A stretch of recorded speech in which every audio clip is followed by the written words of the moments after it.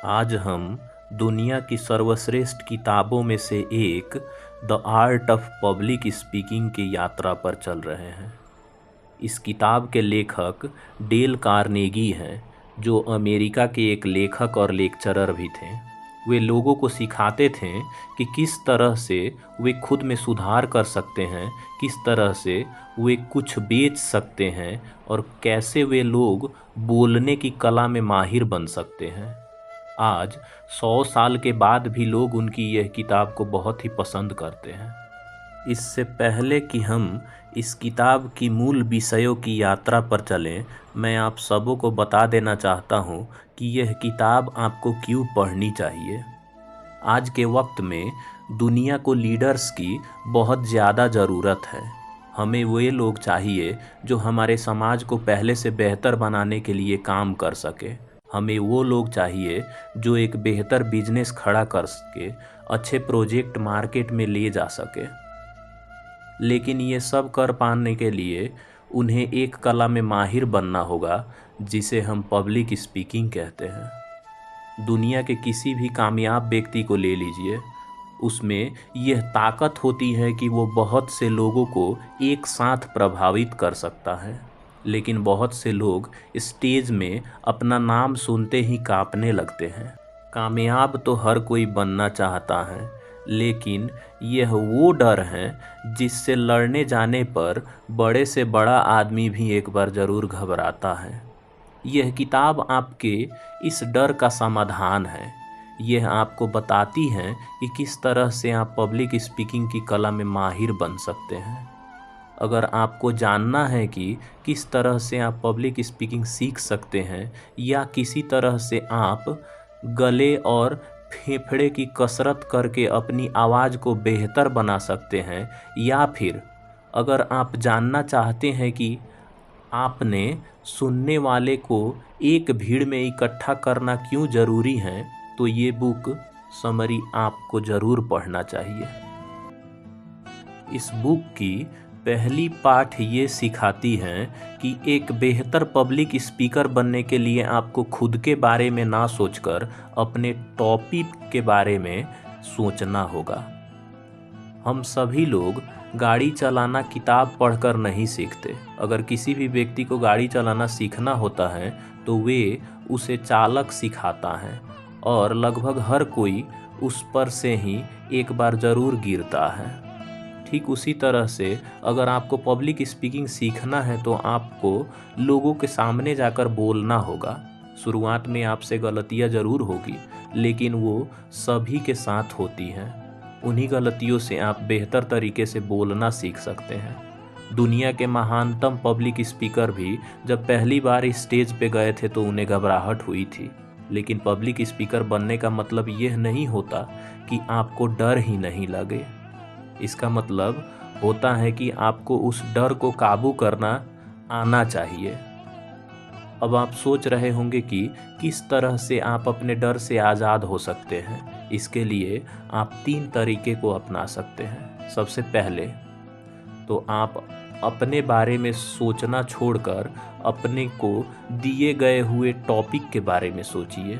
बहुत से लोग स्टेज पर जाते ही सोचने लगते हैं कि लोग उनके बारे में क्या सोच रहे होंगे, फिर कहीं वे देखने में कुछ खराब तो नहीं लग रहे। आप ये सब न सोचकर अपने मैसेज पर ध्यान दीजिए, जो आप लोगों तक पहुंचाने के लिए आए हैं। इसके बाद अपनी बात को पहले से तैयार करके जाइए। बहुत से लोग बिना तैयारी किए ही स्टेज पर चले जाते हैं और वहां जाकर यह भूल जाते हैं कि उन्हें बोलना क्या था। इस तरह से वे अपने घबराहट को लुका नहीं पाते हैं। इसलिए हमेशा अपनी स्पीच को याद और प्रैक्टिस करके जाइए। इसके बाद अंत में जब आपको बोलने के लिए बुलाया जाए तो उम्मीद कीजिए कि आप असल में बोलने में कामयाब होंगे। अपनी विनम्रता को बनाए रखिए। अपने डर को बगल में रखकर एक खुले दिमाग के साथ बोलिए। शुरुआत में सभी खराब करते हैं, लेकिन कुछ वक्त तक प्रैक्टिस करने के बाद सारे ही लोग अच्छा बोलने लगते हैं। अब इस किताब की दूसरी ज्ञान की ओर चलते हैं, जो कहता है एक टोन में ना बोलकर अपनी बात के जरूरी शब्दों पर जोर दीजिए। गाने सुनते वक्त आपने यह देखा होगा कि उसमें अलग अलग धुन का इस्तेमाल होता है। ज़रा सोचिए, आपका मनपसंद गाना सुनने में कैसा लगता अगर उसमें सिर्फ एक तरह का ही धुन बजता और गाने वाला सिर्फ एक टोन में ही गाए जाता। कोई भी चीज़ अगर पूरी तरह से सिर्फ एक खूबी को दिखाए तो वह खूबसूरत नहीं लगती। सोचिए, अगर दुनिया सिर्फ एक ही रंग में रंगी होती तो कैसा लगता। आपके आसपास हर जगह सब कुछ सफ़ेद रंग का हो तो कैसा लगता। यहाँ पर कहने का मतलब ये है कि बोलते वक्त भी इस तरह से मत बोलिए कि सुनने वाले को लगे कि आप रद्द कर कर कुछ बोल रहे हैं। अपने टोन को ज़रूरत के हिसाब से बोलते रहिए और बदलते रहिए और अपने वाक्य के ज़रूरी हिस्से पर रोक कर बोलिए। एग्जाम्पल के लिए, अगर आपको कहना है कामयाब आपकी किस्मत का नहीं बल्कि आपके कर्मों का नतीजा है, यहाँ पर आप इस वाक्य के ज़रूरी शब्दों को पहचानिए, जैसे कामयाबी, किस्मत, कर्मों का नतीजा। अब आप इन ज़रूरी शब्दों को थोड़ा सा जोर देकर बोलिए ताकि ये शब्द सुनने में बाकी के शब्दों से अलग लगे। लेकिन जोर देकर बोलने का मतलब यह नहीं है कि आप उसे चिल्ला कर कहें। इसका मतलब है उसे कुछ अलग तरह से कहना ताकि सुनने वाले को यह समझ में आए कि वो शब्द या वाक्य बहुत ही ज़रूरी शब्द हैं। अगर आप जोर से बोल रहे थे तो उन शब्दों को आराम से कहिए। अगर आप आराम से बोल रहे थे तो उन शब्दों को जोर से कहिए, या फिर आप उसे अपने स्टाइल में कुछ अलग तरह से कहने की कोशिश कीजिए ताकि वो बाकी शब्दों से अलग लगे। अपनी बात के ज़रूरी हिस्से को अलग तरह से बोलने की 3 तरीका हो सकते हैं। सबसे पहला, अपने स्पीच को बदलना। दूसरा है अपने बोलने का रफ्तार को बदलना। और तीसरा है कुछ देर तक रुक कर बोलना। जब हम कुछ मज़ेदार बात बता रहे होते हैं तो हम तेज बोलते हैं, और जब कुछ खूबसूरत लम्हों का बात करते हैं तो आराम से बोलते हैं। इससे हमारे टोन अलग हो जाते हैं। इसके बाद अगर आप अपनी ज़रूरी बात को बोलने से ठीक पहले या ठीक बाद कुछ देर के लिए रुक जाएंगे तो वह बात बाकी बातों से अलग लगेगी। या फिर अगर आप अपने वाक्य की शुरुआत तेज रफ्तार में बोलते हुए करेंगे और उसके अंत में उसे धीरे धीरे बोलेंगे तो वो भी सुनने वाले को अलग लगेगा। इस तरह से आप अपनी स्पीच को आकर्षक बना सकते हैं। अब इस किताब की तीसरी पाठ की ओर चलते हैं, जो कहती है अपनी बात के जरिए अपने लोगों में भावनाएं पैदा करने वाला व्यक्ति बहुत अच्छा स्पीकर होता है। इंसान हमेशा अपनी भावनाओं को आगे मजबूर हो जाता है। यही वो चीज़ है जो हमारी ज़िंदगी में रंग डालती है और इसे खूबसूरत बनाती है। अगर आप किसी तरह से अपने सुनने वालों के अंदर एक भावना पैदा कर सकें तो वो आपको बहुत सुंदर लगेगा। लोग इसलिए कॉमेडी शो ज़्यादा देखने जाते हैं और एक डॉक्यूमेंट्री को कम देखते हैं, क्योंकि कॉमेडी में एक भावना पैदा करती है जिसे हम खुशी कहते हैं। सिर्फ यही नहीं, सेल्स में भी जब हम ग्राहक की भावनाओं पर ज़्यादा ध्यान देते हैं तो हम अपने प्रोडक्ट को आसानी से बेच पाते हैं। लोग नया आईफोन इसलिए नहीं खरीदते क्योंकि वो अच्छा है। आईफोन ऐसे कोई भी फीचर नहीं देता जो सैमसंग या एप्पो वाले नहीं देते। लेकिन अगर आपके सामने आईफोन और दूसरे स्मार्टफोन रख दिए जाए तो संभावना ज़्यादा ये है कि आप आईफोन को ही चुनेंगे, क्योंकि लोगों को लगता है कि उसे इस्तेमाल करने से उनका दर्जा उठ जाता है। भावनाएं हमारी ज़िंदगी को चलाती है, इसलिए अगर आप किसी तरह से भावनाओं पर काबू पा लें तो आप लोगों के दिलों पे भी काबू पा सकते हैं। किस तरह से आप लोगों के भावना पैदा कर सकते हैं, आइए अब उसे सुनते हैं। आसान शब्दों में प्रैक्टिस करके आप किसी भी टॉपिक पर बोल रहे हैं। आपको उसके अंदर पूरी तरह से घुसना होगा, उसे अपनी आत्मा में बसा लीजिए और उसमें पूरी तरह से उतर जाइए।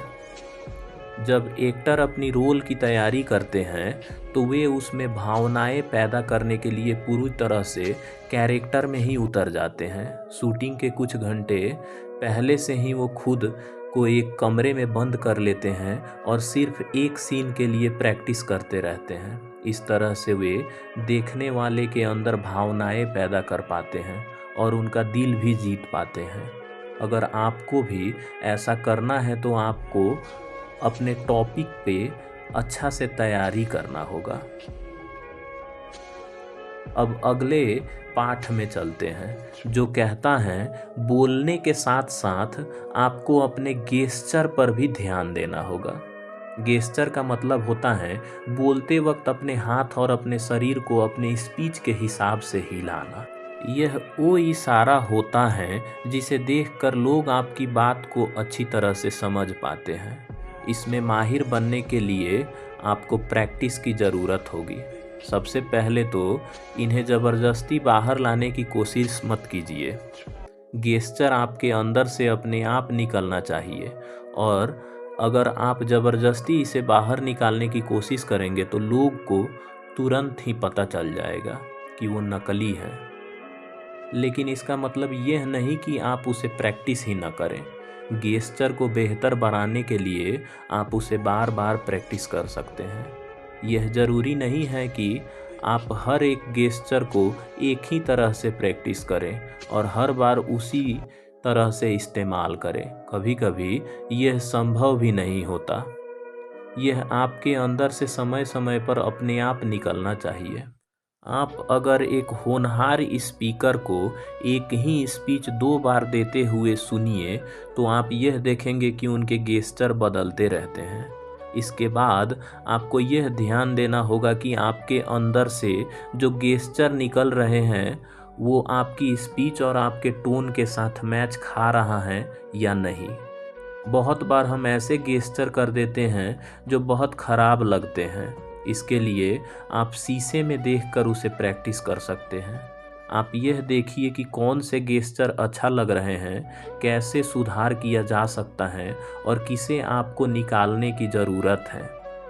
समय के साथ आपको इसकी आदत पड़ जाएगी और आप इसे बेहतर तरीके से कर पाएंगे। यहाँ पर सबसे ज़रूरी यह बात है कि गेस्चर आपके अंदर की प्रकृति के रूप से निकलना चाहिए। नकली गेस्चर का इस्तेमाल करना बिल्कुल वैसे ही है जैसे अपने बगीचे के सूखे हुए पौधों को हरे रंग से रंग देना। आप इसकी जितनी ज़्यादा प्रैक्टिस करेंगे आपके लिए उतना आसान होते जाएगा। इसके अलावा बहुत ज़्यादा गेस्चर करने से लोगों का ध्यान भटकता है। यह याद रखिए कि आप अपने हाथों को या अपने शरीर के हद से ज़्यादा मत हिलाइए। साथ ही अपने चेहरे के भाव को भी ध्यान दीजिए। अब हम the art of public speaking की यात्रा की दूसरी पाठ में चलते हैं जो कहती हैं अपनी आवाज़ को अच्छा बनाने के लिए अपने गला और फेफड़ों का भी ख्याल रखिए। जब हम बोलते हैं तो हमारे फेफड़े से हवा हमारे गले तक जाती है जिससे कि आवाज़ बाहर निकलती है। दूसरे शब्द में अगर कहें, हम जब बोलते हैं तो हमारे फेफड़े पर प्रेशर पड़ता है और ज़्यादा ज़ोर से काफ़ी देर तक बोलते रहने से सिर में दर्द हो सकता है। इसलिए यह ज़रूरी है कि आप अपने फेफड़े का और अपनी सेहत का अच्छा से ख्याल रखें। लेखक एक ऐसे पब्लिक स्पीकर को जानते थे जो बोलने की प्रैक्टिस भागते भागते हुए करते थे। इससे उसके फेफड़े में ज़्यादा हवा जाती थी और उसकी कसरत हो जाती थी जिससे कि स्टेज पर वे लंबे समय तक बोल पाते थे। आप चाहे तो यह तरीका भी अपना सकते हैं या फिर एक दूसरे तरह से भी कसरत कर सकते हैं जो कि नीचे दिए गया है। सबसे पहले अपने हाथ को अपने कमर पर रखिए और एक हाथ की उंगली को दूसरे हाथ की उंगली से छूने की कोशिश कीजिए। इससे आप अपने फेफड़े को दबा रहे हैं जिससे कि सारी हवा बाहर निकल रही है। इसके बाद अपने कंधों को ऊपर उठाए बिना आप सांस को अंदर खींचिए। इसे बार बार दोहराइए। फेफड़ों के अलावा आपका गला भी अच्छा से बोल पाने के लिए बहुत ज़रूरी होता है। इसकी कसरत करने के लिए अपनी गर्दन को फिक्स कर लें। अपने सीने को लेफ्ट राइट घुमाइए। ऐसा करते वक्त अपने सिर को आगे की तरफ झुकाइए। इससे आपके गले को राहत मिलेगी। गले को खुलने के लिए आप अपने मुंह को खोलिए और उसे पूरी तरह से खुला रखकर बोलने की कोशिश कीजिए। इससे आपकी आवाज़ की क्वालिटी भी अच्छी हो जाएगी। लेकिन आवाज़ अच्छी होने का मतलब सिर्फ यह नहीं है कि वह तेज हो जाए। इसका मतलब यह भी है कि वह साफ हो और स्टेज के पीछे जो लोग बैठे हैं वो भी आपकी बातों को अच्छे और साफ से सुन सके। अगर आपकी आवाज़ सफा होगी तो आपके फुसफुसाने पर भी लोग आपको अच्छे से समझ पाएंगे। ऐसा कर पाने के लिए आपको अपने हाथ में अपने मुंह के पास ले जाइए और यह शब्द जोर जोर से बोलिए, जैसे कि क्रेस, क्रेस, डेस, डेस, व्हील, व्हील, बज, बज। इन शब्दों को तब तक बोलते रहिए जब तक आप इनके वाइब्रेशन अपने हाथों पर महसूस न कर लें। अब इस किताब की हम अगली पाठ की ओर चल रहे हैं, जो कहता है अपने सुनने वाले को एक भीड़ में इकट्ठा कीजिए ताकि आप अपनी बात को लोगों तक अच्छे से पहुंचा सकें। क्या आपने कभी यह देखा है कि किसी सेमिनार में एक व्यक्ति ताली बजाते हैं और फिर सारे लोग अचानक से तालियां बजाने लगते हैं? क्या आपके साथ कभी यह हुआ है कि आपके ग्रुप में सारे लोग अचानक से ऊपर देखने लगते हैं और आप भी उसी वक्त ऊपर देखने लगते हैं? इंसानों की इस खूबी कॉन्टेजियन कहते हैं, जिसका हिंदी में मतलब होता है कि एक व्यक्ति के विचार या रोग दूसरे व्यक्ति तक पहुंचना। इसका आसान सा मतलब है कि एक चीज़ का फैलाव। इसका मतलब यह है कि अगर आप अपने सुनने वालों को एक भीड़ में इकट्ठा कर लेंगे तो आप अपने विचारों को उन तक आसानी से पहुंचा सकते हैं। भीड़ में विचार को इन्फेक्शन बहुत तेज़ी से फैलती है। अगर एक भीड़ भरी जगह पर एक व्यक्ति अचानक से चिल्लाने लगे, आग आग, भागो भागो, तो सारे लोग पागलों की तरह भागने लगते हैं। इसलिए अगर आप चाहते हैं कि सब लोग आपके विचारों को सुने तो उन्हें अलग अलग मत बैठाएं। उन सभी को एक भीड़ में इकट्ठा कर लीजिए। यह करने के लिए आप सबसे पहले उन अलग बैठे लोगों को पास चलते हुए जाइए और उनकी ज़रूरतों के बारे में, डर के बारे में और भावनाओं के बारे में बात कीजिए। एक बार जब उन अलग बैठे लोगों को लगने लगे कि यहाँ पर उनके जैसे विचार वाले लोग बैठे हैं तो वे भी भीड़ में जाकर मिल जाएंगे और आपकी बात को अच्छे से सुनेंगे। लेकिन बहुत से लोग इस बात को नहीं मानते कि भीड़ में बैठने पर सारे लोग एक तरह से सोचते हैं। अगर आपको इस बात पर अब भी कोई शक है तो इतिहास की इस एग्जाम्पल पर नज़र डालिए। 19वीं सदी में सोवियत की सरकार ने यह नियम लागू किया कि कोई भी कहीं भी भीड़ नहीं लगाएगा। उन लोगों की इस बात का डर रहता था कि अगर सारे लोग एक साथ आने लगेंगे तो सरकार से बगावत करने की चाहत अचानक फैलने लगेगी और उन लोगों की हड़ताल का सामना करना पड़ सकता है। इसलिए आपको भीड़ इकट्ठा करने की काबिलियत अपने अंदर विकसित करनी होगी, क्योंकि इसमें वो ताकत है जिससे सरकारें गिराई जा सकती है। इसी के साथ हम अब अगले पाठ में चलते हैं, जो कहता है अपने बहस करने की ताकत को बढ़ाइए। बहुत बार हम कुछ ऐसे बातों बोल जाते हैं जिसे साबित कर पाने में हमें परेशानी होती है। कभी कभी हम अपनी राय देने लगते हैं और बहुत से लोग उस राय को नहीं मानते। इसलिए यह बहुत ज़रूरी है कि आप जो बोलें उसे साबित करने की ताकत भी रखें, वरना आपकी कही गई बातें को अपने खिलाफ इस्तेमाल किया जा सकता है। साथ ही अगर आप अपनी बातें को साबित नहीं कर पाएंगे तो लोग आप पर भरोसा भी नहीं करेंगे। इसके अलावा अगर आपकी कभी भी किसी से बहस हो जाए तो आपको उसकी बात का जवाब देने में आना चाहिए। अपनी बात को साबित करना और दूसरों से बहस करना, यह दोनों ही ज़रूरी है।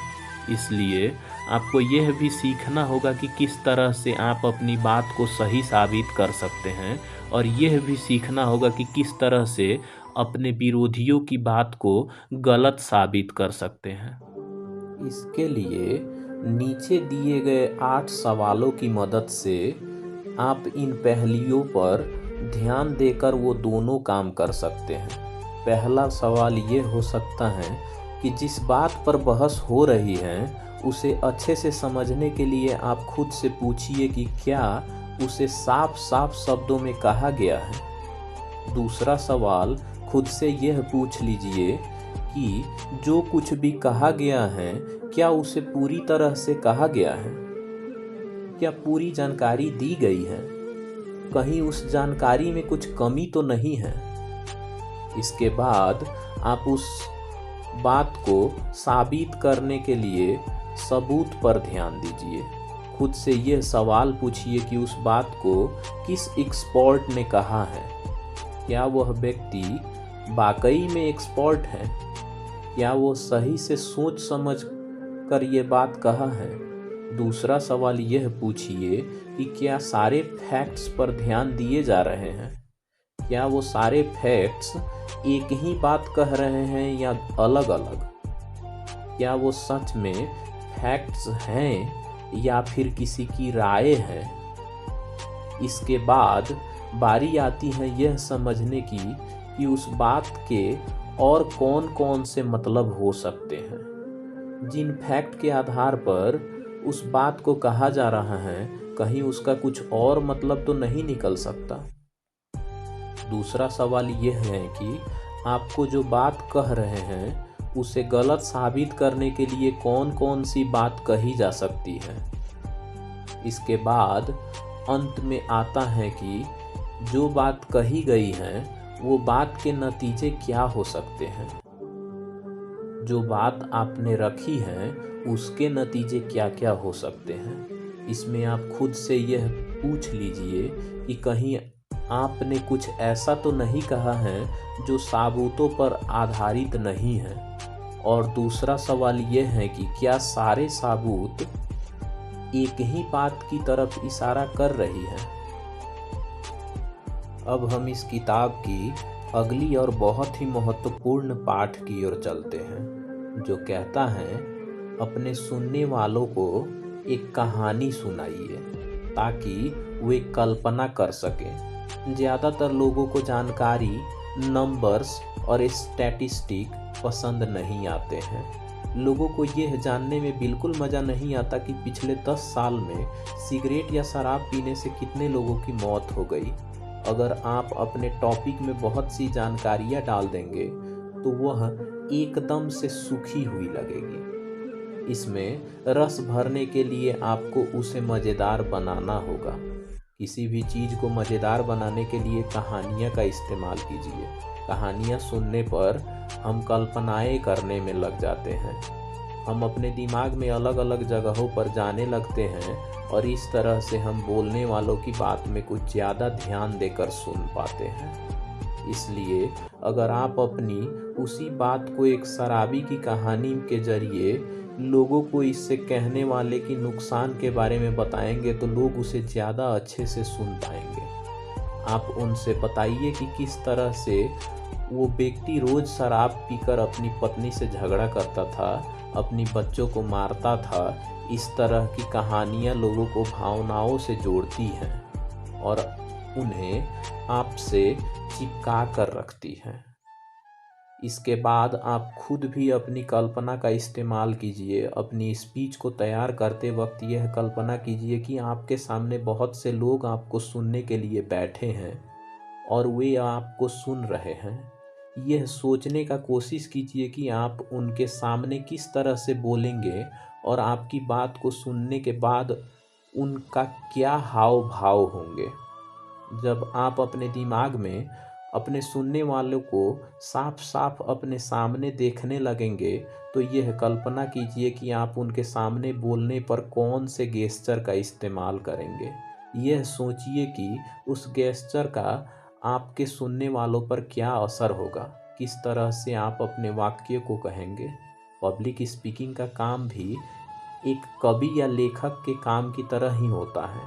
अगर आप अपनी बात को ऐसे कहेंगे कि लोगों के दिमाग में चित्र बन सके तो आप भी एक अच्छे पब्लिक स्पीकर बन सकते हैं।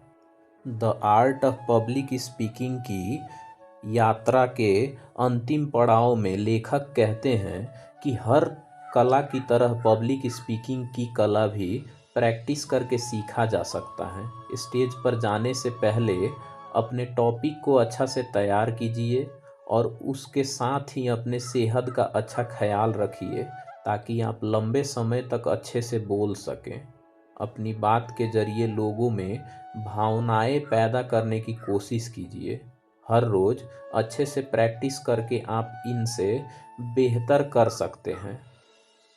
अपने शब्दों के ज्ञान को बढ़ाइए। अगर आपके पास इस्तेमाल करने के लिए बहुत सारे शब्द होंगे तो आपकी स्पीच पहले से बेहतर होगी। इससे आप अपने विचारों को बेहतर तरीके से समझा पाएंगे। इसलिए अब से अगर आप कोई किताब पढ़ें तो उसमें आने वाले उन शब्द को नोट कर लीजिए जो आपके लिए नए हैं और फिर उन्हें अपनी स्पीच में इस्तेमाल कीजिए। तो दोस्तों, आपको आज यह the art of public speaking की समरी कैसे लगी, अवश्य ही बताइएगा।